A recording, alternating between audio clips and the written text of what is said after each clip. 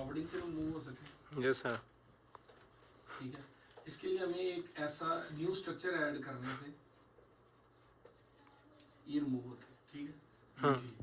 अच्छा, इनकी जो किस्में हैं वो दो हम देख चुके थे। एक थी मेमोरी स्प्लिट कंसिडर ना की जाए, हाँ, और रीड राइट। अगर आप पाइपलाइन स्टेज देखें, इंस्ट्रक्शन फैच होती है, इंस्ट्रक्शन डीकोड होती है, यस सर। उसके बाद एग्जीक्यूट होती है, फिर मेमोरी।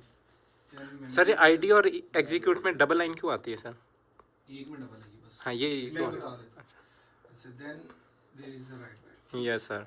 अच्छा, दो ऐसी चीजें हैं जो मेमोरी से इंटरेक्ट करती हैं। एक ये इंस्ट्रक्शन फैच जो है, कोई भी कोड फैच हो रहा होता है वो मेमोरी से हो रहा होता यस सर। है, और अगर मेमोरी में आपने कोई काम करना है तो स्टिल आप मेमोरी में जा रहे हैं।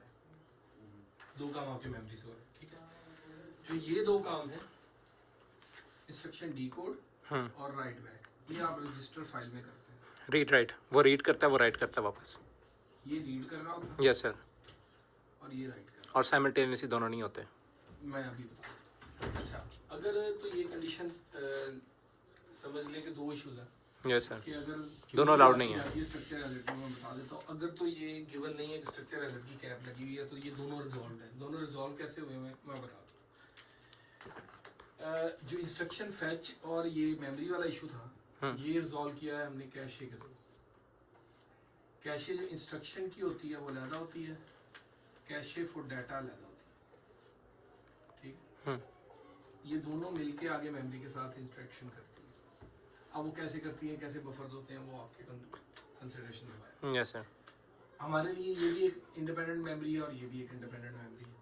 अब इंस्ट्रक्शन अगर इससे लोड हो रही है और डाटा इससे लोड हो रहा है तो हमें फर्क नहीं पड़ता, कभी भी इशू नहीं आएगा, स्ट्रक्चर एरर नहीं आएगा। अगर कैप लगी हुई है कि मेमोरी एक है, ये मेमोरी स्प्लिट है, ये मेमोरी नॉट स्प्लिटेड है, अगर नॉट स्प्लिटेड है तो स्ट्रक्चर एरर आएगा, और ये स्ट्रक्चर एरर रिमूव्ड है एक्चुअल में। लेकिन अगर हम कैप लगा देते हैं तो वो सिर्फ आपको अगर सर पेपर में लिखा आ जाता है मेमोरी स्प्लिटिंग नॉट अलाउड, हाँ, तो फिर आप जो है ना वो उसको रिजॉल्व करेंगे। समझेंगे। ठीक है, ठीक है, ठीक है। ये रिजॉल्व है, जितने अब भी हैजर्ड होते हैं वो रिजॉल्व बाय डिफॉल्ट रिजॉल्व होता बाय है। डिफॉल्ट हमने रिजॉल्व ठीक किया है। है। ठीक है, सेकेंडली जो इशू आपको ये बताया था रजिस्टर फाइल, अगर ये दोनों अगर कैप लगा देते हैं, एक रेज फाइल जो है वो आप रीड राइट इकट्ठी नहीं कर सकते, साइमल्टेनियसली नॉट अलाउड। अगर ये अलाउड नहीं है यस सर। तो ये दोनों नहीं हो पाएंगे इकट्ठे।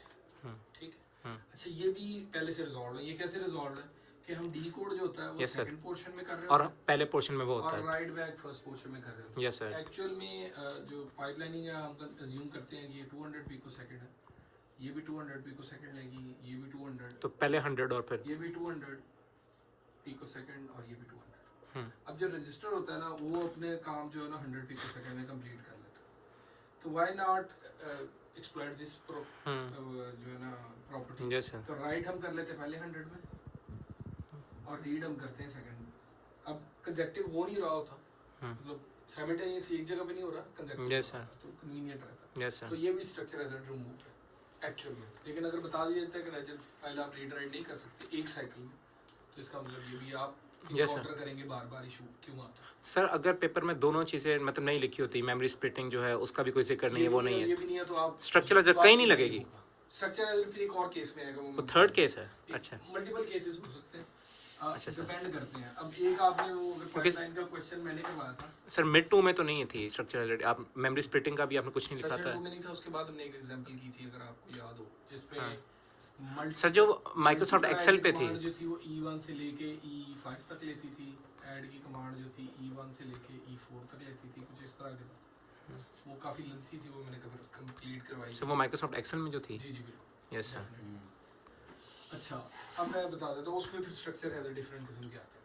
अच्छा, एक तो ये भी हो सकता है कि आप पाइपलाइनिंग चला रहे थे और यहाँ पे लोड वर्ड चल रहा है, बाय सम मींस कहीं पे नीचे एक और मेमोरी आ गई, जो कि चांस होता नहीं है, लेकिन अगर मेमोरी को टाइम ज़्यादा एक्सपेंड कर दिया जाए कि लोड वर्ड के लिए मेमोरी की साइकिल 5 है, स्टोर वर्ड के लिए 8 है, इस तरह की कोई सेपरेशन कर दी, उसकी वजह से दो मेमोरी आपस में ऊपर नीचे इकट्ठी आ गई, तो ये भी स्ट्रक्चर है, क्योंकि इसकी वजह से आप स्ट्रक्चर ऐड करने से इसको रिमूव कर सकते हैं। जैसा कि एक एग्जांपल आपकी एक्सेल शीट में थी, वो मैं बता देता हूँ, वो भी आपको कवर करवाई गई थी। E1 से लेके ALU के अंदर E7 तक यूज हो रहे हैं, सपोज कर लें, ये मैं सपोज कर रहा हूँ, मुझे एग्जैक्टली याद नहीं है कि कितने Yes, sir. पोर्शन, ठीक है। 7 साइकिल लगते हैं मल की कमांड को और 4 साइकिल लगते हैं ऐड की कमांड, ठीक है, ALU के अंदर। अगर वो कहता है ना कि 1 एडर और 1 मल्टीप्लायर अवेलेबल है, तो ये दोनों साइमल्टेनियसली एक दूसरे के नीचे चल जाएंगे इकट्ठे, कोई फर्क नहीं पड़ता, क्योंकि मल्टीप्लाई के लिए अलग है ALU पड़ा हुआ है और एडर के लिए अलग है। अगर ये नहीं कंसिडरेशन दी गई और सिर्फ यही कहा गया है कि ALU एक ही अवेलेबल है, तो जब तक ये अपना काम कंप्लीट नहीं कर लेता, इसको स्टॉल होगा। अच्छा, वो 7 साइकिल्स लेगा multiply. Definite yes. Restriction given होगी, आपकी एक्सेल शीट में गिवन है कि कितने साइकिल ALU के लेता है। हमने वो E1 E2 E3 E4 करके देखा। लैब के अंदर हमने किया तो उसमें ये थी चीज, लैब का भी एक किया था उसमें हमने। स्प्लिट नहीं किया था। अच्छा हमने उसे ALU को स्प्लिट नहीं किया। अच्छा उसमें हम ये करते हैं, उसमें हमने हार्डवेयर भी स्ट्रक्चर एज को ज्यादा एक्सप्लॉइट सिर्फ ये दो को किया था, इन दो को नहीं किया था। थ्योरी में हमने इसको भी किया हुआ, ALU को स्प्लिट भी देखा हुआ। अच्छा, अगर ये ALU कहता है ना कि सिर्फ ALU सिंगल है और मल्टीपल उसने चलना है, तो प्रॉब्लम ये है कि ये इकट्ठे नहीं चल पाएंगे। सपोज ये नीचे आता है, तो अब साइकिल जो E1 चल रहा है, तो इसके बाद E2 के नीचे E1 आएगा ना, अगर साइमल्टेनियसली नीचे आ जाए एक ही पाइपलाइन में, तो इंस्ट्रक्शन फैच आगे मूव हो जाएगी। यहाँ पे फैच है, यहाँ पे आपका डी कोड है, तो यहाँ पे इसका फैच हो रहा है, E1 के नीचे डी कोड होगा ID, और उसके बाद E2 के नीचे E1 आ रहा होगा, ये दूसरे का ऐड का, ये ऐड की कमांड चल रही है, ऊपर मल ये की। मल की। यस। आप दोनों सेम हार्डवेयर यूज कर पाएंगे अगर ALU एक है, इसको 7 साइकिल वेट करना पड़ेगा। इसमें फिर डिफरेंट कैप्स हैं कि अगर 1 एडर, जो मैंने अभी आपको पहले बताई थी, 1 एडर 1 मल्टीप्लायर है, अगर ये कंडीशन है तो ये दोनों मल्ट और ऐड तो इकट्ठी चल जाएंगी, लेकिन अगर एक और नीचे ऐड आ जाता है, इसके नीचे एक और ऐड आ जाता है, तो उसको वेट करना पड़ेगा इस ऐड को फ्री होने के लिए, क्योंकि ऐडर क्या है, एक है, दो नहीं, एक एडर है, तो ऐड की दो साइमल्टेनियसली नहीं फिर चल पाएंगी। अगर जैसे कि आपकी उसमें एक्सेल शीट में ये 5 मैच अवेलेबल थे और 5 साइमल्टेनियसली चल रही हैं, तो आपको कोई इशू नहीं, तो ये कैप डिफरेंट हो सकता है, ठीक है, ये कंपल्शन नहीं है कि वही कैप होंगे। तो ये स्ट्रक्चर एज है सर। लेकिन अगर एक्स्ट्रा स्ट्रक्चर ऐड करने से या इंस्टॉल करने के अलावा कोई सर फॉर एग्जांपल अगर 2 ऐड की कमांड आ गई है, लेकिन एडर 1 अवेलेबल है, लेकिन ये है कि वो 5 साइकिल छोड़ के चल रहा है, 5 कमांड्स नीचे आ रहा है, तो फिर भी चल नहीं जाएगा, गुजारा चल जाएगा, ठीक है। वो तो वो पाइपलाइन नेचुरली गैप आ गया ना कि जब राइट बैक हो गया तो उसके बाद तो आप बड़ी कटिंग की जरूरत नहीं होती। Yes sir. जब एक चीज निकल ही गई पाइपलाइन से तो फर्क नहीं पड़ता, ठीक। अच्छा, ये हो गया आपके स्ट्रक्चर, पहला स्ट्रक्चर है। उसके बाद होता है डाटा एजेट। डाटा एजेट या कोई भी हैजेट, उसकी पहली प्रायोरिटी है कि उसकी रीअरेंजमेंट से अगर वो सॉल्व हो जाए। रीअरेंजमेंट कहते हैं कि सपोज एक कमांड थी जो कि ऐड की है, X9 है, X10 है, X11 है, और आगे ऊपर मैं एक सेपरेट बना लेता हूँ जी, X3 X1 X2, ऐड की कमांड X6 X3 X1, सब की कमांड X7 X3 X2। अगर आप नोट करें तो अगर ये पाइपलाइनिंग में ऐसे में चलाऊंगा तो ये डिपेंडेंसी है, यस सर। और सिर्फ एक डिपेंडेंसी नहीं है, डबल डिपेंडेंसी है। अगर आप नोट करें, ये 2 डबल डिपेंडेंसी, यस सर, ठीक है। उसके साइमल्टेनियसली अगली कमांड में भी डिपेंडेंसी आ रही है। ये एक ऐसी कमांड है जिसका इनमें से किसी से कोई लेना देना, कोई ताल्लुक नहीं। अगर आपको कोड में ऐसी कोई कमांड मिलती है तो हम उसको बफर कर देते हैं अंदर क्वेश्चन करने के लिए। मुझे यहाँ स्टॉल डालने की बजाय मैं इसको अंदर डाल, सर वो जो सर, एक्सट्रीम हैजर्ड है, अरेंजमेंट करता है कंपाइलर। सर जो एक्सट्रीम हैजर्ड है, तो सर वो ऊपर वाली की वजह से है कि सबसे ऊपर वाली की वजह इसकी से? वजह से वो ये है सोर्स और डेटा रजिस्टर की वजह से होता है ना, RD का RS1 वो राइट बैक के बाद अवेलेबल होगा। ठीक है, इन दोनों का आपस में कोई लेना देना नहीं होता, ठीक है। सर ये वाली आखिरी वाली अब ये चीज मैं बता देता हूँ पाइपलाइन में कैसे होगी रीअरेंजमेंट, मैं वो बफर के थ्रू। रीअरेंजमेंट पाइपलाइन में नहीं होती, फिर रीअरेंजमेंट जो है वो कंपाइलर पहले कर देता है। सबसे पहले कोड को आप रीअरेंज ही करते हैं, तो सर फिर हमें कैसे पता लगेगा वो वाली कमांड ऊपर चली गई है, हम शो करेंगे? ना आप बोर्ड इस खुद command खुद को चेंज यहाँ से करेंगे। मूव करके बताएंगे कि मैंने रीशफल किया कोड। फर्स्ट कंपाइलर आइटरेशन करनी होती है। अगर ये 2-3 कमांड है तो शायद इसी के थ्रू ही सारा कवर हो जाए, आपको जरूरत ही ना पड़े। ये एग्जांपल एक हमने की हुई लेक्चर में, बुक की एग्जैक्टिव एग्जांपल मैं बता दूंगा, उसमें सिर्फ रीअरेंजमेंट से ही सॉल्व हो जाता है, ठीक। तो कंपल्शन सबसे पहले ये रीअरेंजमेंट, वो स्ट्रक्चर हैजर्ड हो या कोई और हैजर्ड हो, रीअरेंजमेंट्स फर्स्ट पॉसिबिलिटी है। स्वाई कंट्रोल हैजर्ड के, कंट्रोल हैजर्ड किसी वो नहीं, ब्रांचिंग होती है वहाँ नहीं, ठीक है। अच्छा, रीअरेंजमेंट फर्स्ट ऑप्शन है। उसके बाद सेकंड ऑप्शन देख लेते हैं कि हम क्या कर सकते हैं। सेकंड ऑप्शन अगर तो आपको फॉरवर्डिंग अलाउ नहीं है तो फिर आप बबल ऐड करेंगे और कोई ऑप्शन नहीं, स्टॉलिंग करेंगे। डेफिनेट। अगर आपको फॉरवर्डिंग अलाउ है तो second priority after compilation forwarding होती है। पहले फॉरवर्डिंग फिर वो, ठीक है। पहले कंपाइलर की रीअरेंजमेंट फिर फॉरवर्डिंग। फॉरवर्डिंग और फॉरवर्डिंग सिर्फ डाटा फॉरवर्डिंग जो होती है वो सिर्फ डाटा एजेड पे हो सकती है और कोई Yes, sir. एजेड जो है वो इसके लिए इसके सॉल्व नहीं होती। और किसी के साथ नहीं होगा। ठीक है। अच्छा जी, मैं इसको कर लेता हूँ। इंस्ट्रक्शन फैच हुई, Decode हुई। हुई, एग्जीक्यूट, एग्जीक्यूट हुई, मेमोरी। मेमोरी में गए। Yes, ये sir. मैंने पहले वाले का लिखा, ठीक है। दूसरी यहाँ पे फैच हुई, यहाँ पे डिकोड हुई, यहाँ पे ये एग्जीक्यूट होनी है। अब जब यहाँ पे ये एग्जीक्यूट होनी है तो ये हैजर्ड है। अब ये डाटा जो है ना एक्स राइट बैक के बाद अवेलेबल। 3 जो है ना यहाँ से मिलना है, जबकि मुझे चाहिए यहाँ पे। यस, तो एग्जीक्यूट से रादर पहले। देन वेटिंग फॉर 2 साइकिल्स हम फॉरवर्ड कर लेते हैं। फॉरवर्ड कहाँ से करते हैं? यहाँ से फॉरवर्ड करते हैं और बताते हैं कि किस में जाना है। ये 2 लाइन शो करने की वजह ये थी कि ये पहला होता है RS1, ये है RS2। RS1 की फॉरवर्डिंग होनी है कि RS2 की होनी है, इस वजह से 2 लाइन।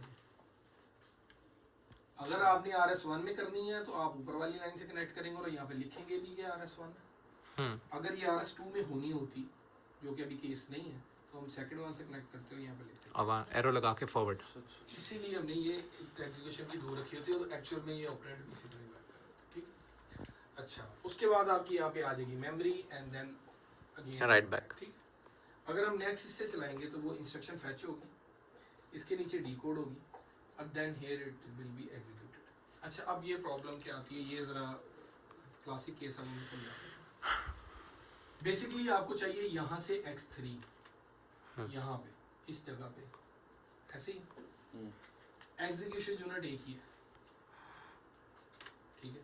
अब होता क्या है कि ये x3 था इस वक्त पे, यहाँ पे x3 अवेलेबल था, लेकिन जैसे ही ये अगली कमांड चली, इससे अगले वाली ये वाली, तो यहाँ पे आउटपुट क्या आ गई? x6। क्योंकि आउटपुट क्या है? x6 है। अब x6 को आप फॉरवर्ड नहीं कर सकते, चीज एक ही है। तो पीछे से नहीं ला सकते? पीछे ये वही है। अच्छा। ये एक ही यूनिट बार बार रिपीट हो रहे हैं। अच्छा सर। पाइपलाइनिंग में एक ही हार्डवेयर को दोबारा रिपीट किया जाता है। वही। ये एक ही ALU आगे जा रहा है। Yes sir. हार्डवेयर में एक ही चीज है। ठीक है। ये ई यहाँ पे आ गया, ये सेम चीज वो सेम ही है। खुद ही अपने आप को रिपीट कर रहा होता है। ठीक है। जो हम कहते नहीं, वॉशर को दोबारा वॉशिंग करना शुरू कर देता है, ड्रायर दोबारा ड्राई कर रहा है, तो मेमोरी वही एक ही है, बार बार यूज हो रही है। ALU एक ही है, वही बार बार यूज हो रहा है, तो वो ALU तो अपडेट हो गया। इसके लिए जो हमने एक्चुअल में वैसे फॉरवर्डिंग डायरेक्ट होती भी नहीं है। अगर आपका ये ALU है, क्योंकि आई थिंक प्रिसाइजली ऐसे बनता, ठीक है, ये इसके ऑपरेंड है, तो यहाँ से एक्चुअली ऐसे फॉरवर्डिंग नहीं होती, ये लॉजिकल नहीं है। उसकी रीज़न ये है कि अगर यहाँ से आपको x3 चाहिए था वापस और यहाँ पे पीछे से फीड हो रहा है x4, अब वो x3 सिलेक्ट करेगा कि x4 सिलेक्ट करेगा, ये पॉसिबिलिटी नहीं है। सब मक्स नहीं लगा सकते? मक्स इसमें मक्स नहीं लगे होते, कंट्रोल यूनिट लगे होते हैं। कंट्रोल यूनिट के साथ ये भी डिफाइन किया जाता है कि इसके अंदर कुछ रजिस्टर लगाए जाते हैं। आपने राइप्स में देखे होंगे, यहाँ पे रजिस्टर्स लगे होंगे। यस सर, यूट्यूब पे भी दिखाए थे उन्होंने। यहाँ पे ये रजिस्टर है, इनके नाम है, ये IF/ID है, यस सर। यस ये सर। ID/EX है, ये EX/मेमोरी है and this is memory slash right back. /Right back है। अब एक्चुअल में ये जो फॉरवर्डिंग होती है ना, वो होती रजिस्टर से, ये इस रजिस्टर से फॉरवर्डिंग हो रही होती है। हम ये अज्यूम करते हैं कि ये जैसे ही ये एक साइकिल में ये कंप्यूट हुआ, साथ ही रजिस्टर में भी राइट हो गया फौरन, इसलिए हम यहाँ से डायरेक्ट एग्जीक्यूशन से राइट लिख लेते हैं आपकी सेंस बनाने के लिए। लेकिन एक्चुअल में रजिस्टर लिखना हमें ये चाहिए कि ये एग्जीक्यूशन /मेमोरी के रजिस्टर से फॉरवर्ड हुआ। एक्चुअल लिखना ऐसे चाहिए, लेकिन कन्वीनियंस ये है कि ये जरा कम्प्लेक्स हो जाएगा, इसलिए इसको अवॉइड करते हैं। अगर डायरेक्टली आप एग्जीक्यूशन से लिख दें, समझ आ जाती है एसेंस की। अब क्या होता है कि ये हमें पता होता है कि पाइपलाइनिंग में हमें ये पता है कि नहीं, इसके बाद हमें अगली स्टेज में भी रिक्वायरमेंट है, तो ये x3 को हम अगले रजिस्टर में भेज देते हैं, पाइपलाइनिंग में अगले रजिस्टर पे भेज देते हैं। अब क्या हुआ कि ये वाला जो अवेलेबिलिटी है वो नेक्स्ट रजिस्टर में अवेलेबल है, ठीक है। तो रादर देन इससे फॉरवर्डिंग हो, वो करनी नहीं है, तो हम मेमोरी से करते होते हैं। इस पॉइंट से यहाँ पे फॉरवर्ड हो रहा था, ठीक है, क्योंकि अगले रजिस्टर में भेज दिया उस पॉइंट में। अब वो इस रजिस्टर में अवेलेबल है, हम एग्जीक्यूशन में ले सकते हैं, ठीक है। मेमोरी के अब हम यहाँ पे ये नहीं लिखते कि मेमोरी स्लैश राइट बैक के रजिस्टर से आया, अब लिख देते हैं कि मेमोरी से फॉरवर्ड हुआ, मेमोरी से एग्जीक्यूट। टू एग्जीक्यूशन के RS1 या RS2 जिसमें भी चाहिए। तो आप इसमें एक और चीज सेट्स बनती सही, ये है। 2 स्टेप फॉरवर्डिंग हुई है। जी जी, एक के बाद इसके बाद आगे तो इसको सर वो पाइपलाइन में हम कैसे एरोज लगा के शो करेंगे, आप यहाँ से डायरेक्टली एरो दें यहाँ तक, और वो पीछे से आएगा इधर? ये इधर से इधर आएगा, नहीं, लाइन अटैचमेंट जो आपने इधर से ऐसे किया पहले वहां ये से वाली जो फॉरवर्डिंग ये की है ना, ये बताने की जरूरत नहीं है, ये नहीं हमें दिखानी। पता है कि ये यहाँ पे से वो जा रही है। अच्छा ठीक है, कंपल्शन नहीं है ना, डाटा खुद ठीक। फॉरवर्ड होता जा रहा है, ठीक है, पुश ऑन, वो तो आपको समझानी ठीक है, ठीक है। अदरवाइज ये इधर डाटा आएगा और इससे वो assumed है। एक्चुअली। अच्छा, अब एक और चीज समझ लें इसमें, जो पॉइंट समझाने के लिए इसको एक और चीज ऐड करनी थी। देखें ये जो ऐड की कमांड है ना, वे मेमोरी यूज नहीं करती, लेकिन जब आप लिख रहे हैं मेमोरी टू एग्जीक्यूशन, तो ये सेंस है कि ये रजिस्टर से हो रही है, क्योंकि मेमोरी से तो यूटिलाइजेशन ही कोई नहीं ऐड की, तो ये कंपल्शन नहीं है कि आपने यहाँ पे मेमोरी लिखी है तो मेमोरी का यूटिलाइजेशन कंपल्शन है, कोई ज़रूरी नहीं होता, हमने रजिस्टर देखना होता है उससे फॉरवर्ड की, तो ये फॉरवर्डिंग है। अच्छा, अगर इसके बाद भी डिपेंडेंसी आती है, सपोज कर लें कि हमें यहाँ डिपेंडेंसी मिल जाती है यहाँ पे X3 की एक और डिपेंडेंसी, उस केस में ये राइट बैक से निकल चुका होता है, ये वाला साइकिल वो नेचुरली ही होता है, तो 2 कंसेक्टिव के बाद तीसरी दफा फॉरवर्डिंग की नीड नहीं रहती, जरूरत नहीं है, क्योंकि राइट बैक ऑटोमेटिक कर चुका होता है, अपडेटेड है डाटा, तो ये फॉरवर्डिंग का केस है। ठीक है, फॉरवर्डिंग पहले हम इसके थ्रू सॉल्व करने की कोशिश करेंगे, जी, रीअरेंज। डाटा सेट जितने भी आप रिमूव करेंगे इससे, अदरवाइज अगर स्टॉलिंग रिक्वायर्ड है, स्टॉलिंग मिनिमल करेंगे आप। ये भी पॉसिबल है कि आपको एक स्टॉल करने के बाद फॉरवर्डिंग कर सकते हो, वन स्टॉल करें और फिर फॉरवर्डिंग हो जाए, सब ये वो भी दिखा possible लें। है। उसके केस में कैसे पॉसिबिलिटी बन सकती है, अगर ये लोड की कमांड है और ये 0x2 से लोड करती है, ठीक है, अब आप लोड करें तो ये मेमोरी सेक्शन से बाद डाटा मिल जाए। फॉरवर्डिंग का मतलब होता है बाद में मिलना, पहले नहीं। अब इसके नीचे एग्जीक्यूशन आ गई है, डाटा कहाँ चाहिए, यहाँ, डाटा यहाँ से इस तरफ नहीं आ सकता, वो डाटा उल्ट आगे रिवर्स नहीं जाता, पीछे नहीं होता, फॉरवर्ड मेमोरी से नहीं आ सकता, मेमोरी से आएगा, लेकिन उसका यूनिट का उससे आगे होना जरूरी है। अच्छा अच्छा अच्छा। अब क्या करते हैं हम कि यहाँ से डाटा कंपाइल होना है, हमें ये वाला साइकिल स्टॉल करना पड़ेगा अगर लोड वर्ड की डिपेंडेंसी आ गई। सर लोड वर्ड की कोई स्पेशल है डिपेंडेंसी? है ना, लोड वर्ड ने मेमोरी के बाद डाटा देगा ना, मेमोरी रीड करेगा तो डाटा देगा ना। ऐड जो था ALU के बाद डाटा कंपाइल कर चुका होता है, लोड कब कंपाइल करता है, मेमोरी के बाद, ठीक है, मेमोरी के पहले तो वो कर ही नहीं सकेगा ना, जब तक मेमोरी से लोड ही नहीं करेगा डाटा कैसे दे देगा। ऐड दे सकता है एग्जीक्यूशन में, लोड को मेमोरी रिक्वायर्ड है, और सर स्टोर भी यही करता है? स्टोर की तो यूजुअली हैजर्ड नहीं आती, स्टोर ने मेमोरी में फेंक देना, कोई हैजर्ड नहीं होती? यूजुअली नहीं आएगा। अच्छा, देखिए ना, स्टोर ने मेमोरी में फेंक दिया, उसका क्या हैजर्ड होगा, मेमोरी से कोई प्रॉब्लम नहीं आती, रजिस्टर्स में इशू आते हैं, ये रजिस्टर्स के इशू है, मेमोरी के इशू नहीं।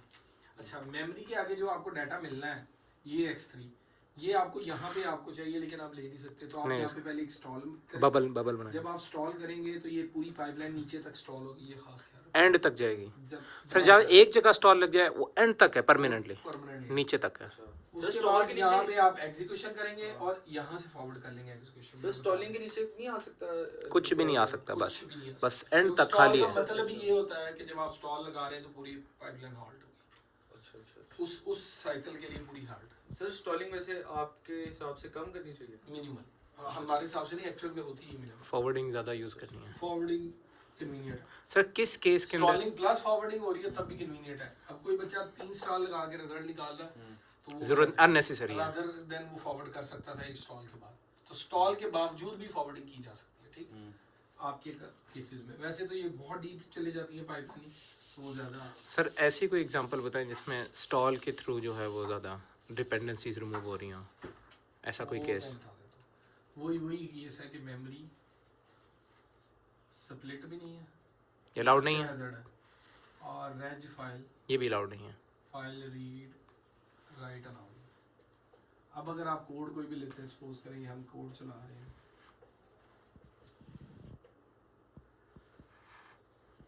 Add x9 x7 x6 sub x3 x2 अब इसके केस में अगर आप देखें स्टार्ट करें पाइपलाइन को, तो तो आप पहले फैच करेंगे, फिर डिकोड हो रहा होगा, फिर आप एग्जीक्यूशन पे जा रहे हैं, फिर मेमोरी में जा रहे हैं, देन राइट बैक। ठीक है, अब डिकोड के नीचे फैच आ गया, यस, नेक्स्ट आपकी डिकोड आ गई, यहाँ पे एग्जीक्यूट एग्जीक्यूट कर रहे हैं, यहाँ पे मेमोरी एंड पे राइट बैक। अच्छा ये डिपेंडेंसी नहीं है, मैंने खुद नहीं रखी हुई थी, बस समझाने के लिए। अच्छा यहाँ पे आपका फैच हुआ, ठीक है, इसके बाद यहाँ पे आपका डिकोड होगा, यहाँ पे आपकी एग्जीक्यूशन एग्जीक्यूशन आएगी, मेमोरी आएगी। अच्छा इस तरह का केस में कोई बना नहीं है सिनेरियो कि डिपेंडेंसी बन जाती है। कैसे किया जा सकता है, एक एग्जाम्पल की तो किया होगा। सर दोनों सेम ही एक्सिस को यूज़ कर रहे हैं। कौन एक्सिस को ये यूज़ कर रहे हैं तो उससे फ़र्क नहीं पड़ता ना, सेम को यूज़ कर रहे हैं वो तो सोर्स है, हाँ ठीक है, उसके तो कोई इशू नहीं है। डिपेंडेंसी डिपेंडेंसी का यहाँ से इशू आता है, आरडी विद डेटा से या आरडी टू आरएस। तो वो इसमें कोई फर्क नहीं पड़ेगा। अच्छा इसके केस में अगर फैच आ जाता, फैच के नीचे उसके नीचे मेमोरी के, हाँ इसके बाद अगर इंस्ट्रक्शन हो, सपोज कर ले इसके नीचे ऐड आई, वो x5 x6 x7 कोई भी है x1 सर ADDI क्या करता है, ऐड इमीडिएट, वो अगर आए उससे भी फर्क नहीं पड़ता, वो भी सेम चीज़ है। उसमें यहाँ पे रजिस्टर की जगह एक वैल्यू होती है। तो वो लोड वर्ड की तरह नहीं होता, काम नहीं उस तरह नहीं काम करता। तो वो तो डायरेक्ट इमीडिएट वैल्यू डाउनलोड कर लेता है, उसमें कोई डिपेंडेंसी नहीं आती। आ सकती है। सर कौन से? ऐड आई की कमांड यहाँ पे लगी है, हाँ ये ऐड आई है, ये ऐड आई की कमांड है, इसमें यहाँ पे x6 है, ये x3 है, और यहाँ पे आपको ये ऑपरेंड 10 तो ये x3 की आ नहीं गई इस पे डिपेंडेंसी, आ गई। रजिस्टर टू रजिस्टर होनी है ना, 10 की वैल्यू से तो नहीं हो पाएगी। तो सर यहाँ पे RS1 RS2 तो नहीं लिख सकते, इसमें सर, इसमें RS खाली होगा। इसमें RS1 होता है, RS2 नहीं होता सर x6 की अच्छा। डिपेंडेंसी नहीं है? अगर आप रेफरेंस कार्ड करें सारी चीजें बदली। यस सर, सर x6 की भी डिपेंडेंसी नहीं आएगी? बेटा x6 की यहाँ से यहाँ पे जी सर। बेटा ये उल्टा चल रहे हो आप, उल्टा चल रहे हो आप। RD है, इसका आगे जाके डिपेंडेंसी अच्छा, नहीं होता कि अच्छा, बना रहे। तो जो दो यार थोड़ी सी RS की RD पे नहीं होती, RD की वजह से RS में इशू आते हैं, ये अपडेट नहीं हो पाता, तो बेसिकली इसलिए हमें वहाँ चाहिए होता। अच्छा अगर ये इसके बाद भी एक इंस्ट्रक्शन होती तो यहाँ पे ये इंस्ट्रक्शन फैच, यहाँ फैच होना था, आगे डिकोड। अब ये फैच जो है ना इस मेमोरी के नीचे हो जाएगा, क्यों हो जाएगा ये गैस करें, ये फैच है और ये मेमोरी, क्योंकि आपने रजिस्टर अलाउ स्प्लिट किया है, नहीं Yes. अलाउ नहीं किया, नहीं किया हुआ। फिर भी हो रहा है। कैसे? उसकी रीजन ये है कि ऐड की कमांड मेमोरी यूटिलाइज नहीं करती, तो स्प्लिट ना होने का मतलब है कि मेमोरी को एक रिक्वेस्ट जा सकती है, एक टाइम पे वन रिक्वेस्ट अटेंड कर सकता है। ठीक है, इस जगह पे तो रिक्वेस्ट हो ही नहीं रही, रिक्वेस्ट हमने सिर्फ फैच की है तो वो अटेंड हो जाएगी। तो लेकिन वो साइमल्टेनियसली ऊपर हो नहीं रही 3 ऊपर साइकिल्स पहले। memory तो इस टाइम में फ्री है ना, ऐड इस टाइम में फैच करता है, डिकोड करता है, एग्जीक्यूशन करता है, मेमोरी के साइकिल में वेट करता है, यस सर। ये इसको यूज ही नहीं करता। अच्छा सर, वो तो पाइपलाइन की वजह से रखा हुआ है हमने मेमोरी को अंदर, अच्छा अच्छा, वो उसको यूज ही नहीं करता, वो वैसे ही फ्री पड़ी है। ये इसी तरह ही होता है ना, ठीक है। जैसे कि कुछ राइट बैक यूज नहीं करते, कुछ मेमोरी यूज नहीं करते, कुछ सर ये कहाँ से पता लगता है सर इस तरह की कौन कौन सी कमांड है, ये कहाँ? कमांड आपने पढ़ी हुई है ना कि कौन सी किस लिए नहीं यूज होती। सर ये उसमें रेफरेंस कार्ड में लिखा है। नहीं, आपको खुद एहसास होनी चाहिए कि ऐड की कमांड मेमोरी यूज नहीं करती, ये वैसे क्लैरिटी बताई नहीं है लेक्चर्स में। ऐड की कमांड मेमोरी यूज नहीं करेगी, अच्छा ब्रांच की केस में राइट बैक यूज नहीं होगा, रजिस्टर अपडेट नहीं होता, ये तो आपको खुद पता होना चाहिए, और आप ये ऑपरेंड्स देख लेंगे तो ज़्यादा कन्वीनियंट हो जाएगा। ठीक है सर। अच्छा अब एक और इसमें सिनेरियो है कि सपोज यहाँ पे डिकोड आ गया, सर राइट बैक और फैच के डिकोड, नीचे ये डिकोड आ गया, अब ये डिकोड राइट बैक के नीचे नहीं आ सकता, वो रेज फाइल रजिस्टर की ये इशू है। ऐड जो है वो राइट बैक करता है, नीचे आप डिकोड कर रहे हैं, दोनों इकट्ठे नहीं हो पाएंगे अगर ये हो गया तो आपको यहाँ पे स्टॉल करना पड़ता है स्ट्रक्चर की। सर लेकिन आपने अलाउ तो किया हुआ साइमल्टेनियसली रेज फाइल रजिस्टर हो सकते हैं। ये क्रॉस अच्छा ओके सर, अच्छा ठीक है ठीक है। अलाउड जब करना है तब लिखना ही नहीं है, अच्छा लिखने वो होगा, मेंशन ही नहीं होगा, लिख दिया तो इसका मतलब है कि अलाउड नहीं। वो मेंशन ही नहीं होगा, ठीक है। जी जी, वो इसका मतलब है कि ये मैं सिर्फ लिख दूं ना मेमोरी स्प्लिट रही है या मेमोरी स्प्लिट लिख दूं तो तब भी इसका मतलब है कि अलाउड नहीं है। अगर ये नहीं देने तो इसका मतलब है कंसीडर कर लें कि ठीक हुए पड़े। ठीक है, लास्ट है जेड जो है वो आपका कंट्रोल है जेड, सर वो तो नॉर्मल है, वो तो जहाँ ब्रांच आ जाए वो तो वो उसके केस में आपने दो चीजें मेंशन करनी होती है, जहाँ ब्रांच आ गई वहाँ पे B Q B L T जो भी BGE जरूरी है सर होगा। जी जी 99 नहीं होता है होता है होता है। सर ये तीनों में से सबसे ज्यादा इंपॉर्टेंट कौन सा है? डेटा और फिर स्ट्रक्चर। Data structure. तीनों ही। अच्छा कंट्रोल हैजर्ड जो है उसके केस में आप डिसाइड नहीं कर पाते कि आपने मूव कहाँ करना, उसमें आप दोनों चीज़ें फिर मेंशन करते हैं। इवन ब्रांच प्रेडिक्शन भी मेंशन करें या जैसे भी, सपोज कर लें मैं मेंशन करता हूँ कि मैंने नॉट टेकन कंसिडर किया, नॉट टेकन ब्रांच कंसिडर की, कोई एक कंसिडरेशन पहले आप डिफाइन करते हैं। ये खास क्या रखना होता है कि मैंने नॉट टेकन कंसिडर किया या मैंने टेकन, दोनों केस आपको डिफाइन करने पड़ते हैं। दोनों केस आपने डिफाइन करने, एक आप डिफाइन कर लेते हैं, एक आपको इनकाउंटर हो जाता है। ठीक है, आप क्या करते हैं कि सपोज ब्रांच का एक केस आ गया और ये चल रही है ये ब्रांच, ठीक है, यहाँ पे बी ये चल रही है और ये इसकी एग्जीक्यूशन चल रही है। अब क्या होगा कि यहाँ पे इंस्ट्रक्शन फैच हो चुकी होगी और ये डीकोड हो चुकी होगी, इसके नेक्स्ट इंस्ट्रक्शन फैच हो चुकी होगी। यहाँ के बाद जाके आपको पता चलेगा ब्रांच की डिसीजन क्या थी एक्चुअली। एक तो हम प्रेडिक्ट करते हैं, एक एक्चुअल डिसीजन, ये मैं प्रेडिक्ट कर रहा हूँ, ये प्रेडिक्शन है। नॉट टेकन भी एक प्रेडिक्शन ही है। नॉट टेकन होगा तो ये PC+4 चल रहा होगा और ये PC+8 लोड हो चुका होगा, ठीक है। जब ये नॉट टेकन है, मैंने कंसिडर की हुई है, ठीक है, और ब्रांच निकल आई टेकन, ब्रांच का पता चला कि इसने किसी लेबल पे जंप होना था और लेबल कहीं आगे पड़ा हुआ है, तो हमें ये फ्लश करनी पड़ेगी। तो इतनी पाइपलाइन फ्लश करना पड़ता है। फ्लश का मतलब है कि ये 2 साइकिल में ये कुछ नहीं करेंगे। अब इसको नॉब में कन्वर्ट करते हैं। अब नॉब में कन्वर्ट करने का मतलब ये नहीं होता कि एक ऐड की कमांड चल रही है, नीचे सब की कमांड चल रही है, तो ये कन्वर्ट हो जाएंगी ऐड x0 x0 x0, इस तरह की चीज़ में कन्वर्ट नहीं होती। ये कमांड सेम रहेगी जो है, ये अगर लिखे x6 x7 और x8 है, यही है। हम सिर्फ इसके केस में क्या करते हैं, हम ये भी लिखते हैं कि हमने कंट्रोल सिग्नल 0 कर दिए सारे। जब आप कंट्रोल सिग्नल सारे 0 कर देते हैं, ना अपडेट होता है ना राइट होता है, कुछ भी नहीं होता, ये कमांड बस चल के गुजर जाती है। इसका मतलब ये फ्लश हो, 2 बबल्स के बाद या 2 स्टॉलिंग्स के बाद दोबारा आपकी इंस्ट्रक्शन नई फैच हो जाती है, जो नया एड्रेस जिस पे आपने जंप करना था वो। तो ये आपने रिटर्न में लिखना पड़ता है। अगर आप इसको टेकन कंसीडर करते हैं तो फिर आप बताते हैं कि मैंने यहाँ पे टेकन कंसीडर कर ली। अब टेकन कंसीडर करके यहाँ पे टेकन कंसीडर हुई, अब आप यहाँ पे PC+4 नहीं कर रहे, यहाँ पे PC+ लेबल कर रहे हैं और ये PC+ लेबल +4 कर रहे हैं। अब ये हो रहा, अब हमने क्या कंसीडर की हुई है, टेकन। लेकिन सपोज करेंगे यहाँ पे डिसाइड हो गया, पता चला कि ये तो नॉट टेकन निकली, फिर ये लिखना पड़ेगा हमें कि ये नॉट टेकन होने के केस में यहाँ से ये फ्लश होगी और PC+4 द्वारा। सर हमें कमांड्स को हाईलाइट करना पड़ेगा पेपर में कि ये हमने फ्लश की और ये मेंशन करना पड़ेगा हमने नॉट टेकन अज्यूम किया है। ब्रांचिंग के केस में हमेशा कंट्रोल एज आपको मेंशन करना पड़ेगा, खाली फ्लश लिखने से नॉट टेकन से नहीं होगा। ठीक है आपको सर, ये मेंशन करना पड़ेगा कि आपने कैसे किया, और ये शो करने पड़ेंगे, फेच डिकोड फेच, ये 2 होने होंगे। इसके नीचे आगे आप बबल बना लें जो चाहे, तो वो नॉप्स होते हैं ना, NOPs। NOP लिख दें उसे, लेकिन NOP को डिस्क्राइब भी करना पड़ता है। NOP की बहुत सी किस्में हैं, वो कैसे तो डिस्क्राइब NOP करेंगे? को जब तक आप डिस्क्राइब नहीं करेंगे वो तब तक होगा नहीं, यही तो बताया था। एक होता है knob add x0 x0 x0, ये भी एक नॉप है।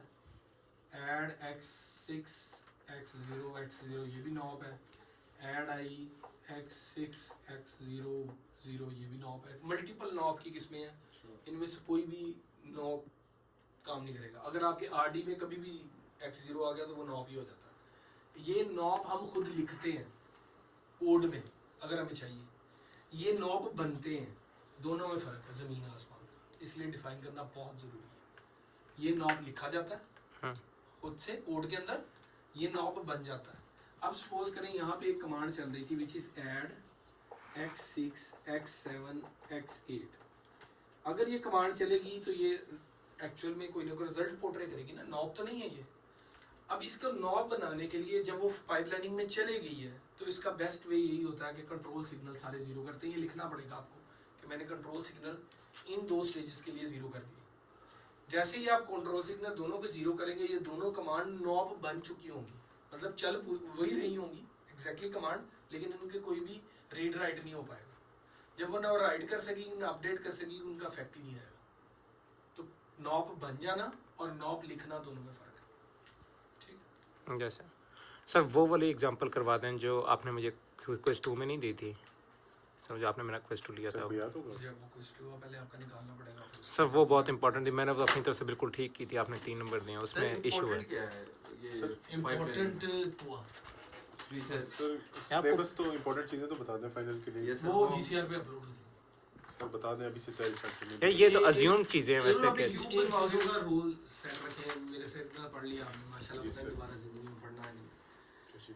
3 या 1 या आधे बंदे या कोई भी अच्छा बच्चा है या नहीं है, सबके लिए ग्राउंड एक होनी चाहिए। जी सर।